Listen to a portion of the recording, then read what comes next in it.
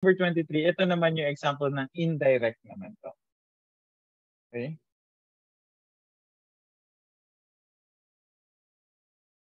Indirect proportion.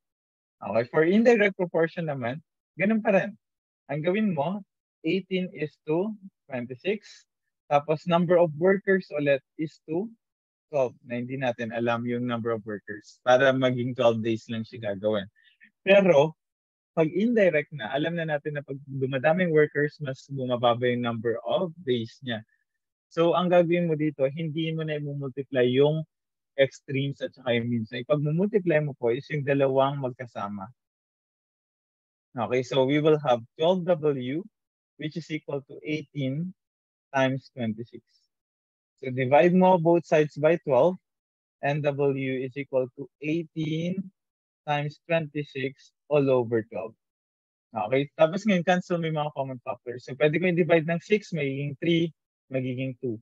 Yung 26, pwede ko pang i-divide ng 2, so magiging 13. So technically, magiging 3 times 13 na lang yung kailangan natin gawin. That would just be 39.